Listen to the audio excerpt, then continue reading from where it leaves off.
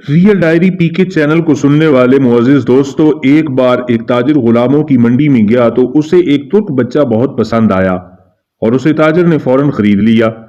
تاجر نے بچے سے پوچھا، تمہارا نام کیا ہے؟ لڑکے نے جواب دیا، جناب میں اپنا نام بتا کر اپنے نام کی توہین نہیں کرنا چاہتا، میں غلام ہوں، اس لیے آپ جس نام سے پکاریں گے وہی میرا نام ہوگا۔ تاجر کو اس جواب پر حیرت ہوئی، لیکن اسے یہ بات پسند بھی آئی کہ بچے میں عزت نفس کا احساس باقی ہے۔ تاجر نے اس بچے پر خاص توجہ دی اور اس کی تعلیم اور تربیت کا انتظام کیا۔ بچے نے بہت جلد تیر اندازی، تلوار بازی اور شہ سواری میں ایسی مہارت حاصل کی کہ خود تاجر حیران رہ گیا۔ غزنی کا بادشاہ شہاب الدین غوری ایک بار گھوڑوں کی دوڑ کا مقابلہ دیکھ رہا تھا۔ تاجر اپنے غلام کو لے کر اس کے پاس پہنچا اور کہا کہ حضور، میرے پاس اس غلام کو گھڑ سواری میں کوئی نہیں ہرا سکتا۔ بادشاہ نے مسکرا کے لڑکے سے پوچھا، تم کتنا تیز گھوڑا دوڑا سکتے ہو؟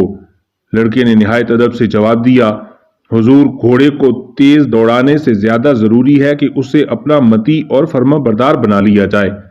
غوری نے چونک کر اسے دیکھا اور ایک بہترین گھوڑا اسے دیتے ہوئے کہا، لڑکے تم اس گھوڑے کو اپنا مطیع و فرما بردار بنا کر دکھاؤ۔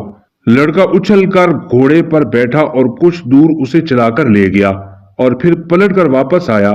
لوگ یہ دیکھ کر حیران رہ گئے کہ واپسی میں بھی گھوڑا اپنے سموں کے نشان پر ہی چلتا ہوا آیا۔ سلطان غوری نے سوچا، جو شخص ایک جانور کو اس طرح اپنا مطیع و فرما بردار بنا سکتا ہے تو اس کے لیے انسانوں کو مطیع بنانا کیا مشکل ہو سکتا ہے۔ اس نے فوراً اس غلام کو خرید لیا جس کا نام قطب الدین تھا۔ ترکی میں ایبک انگلی کو کہتے ہیں اور شل کا مطلب ہوتا ہے ٹوٹا ہوا۔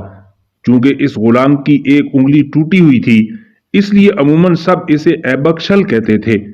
پھر ایبک شل اس کے نام کا جزو بن گیا اور اس نے قطب الدین ایبک کے نام سے ہندوستان پر حکومت کی۔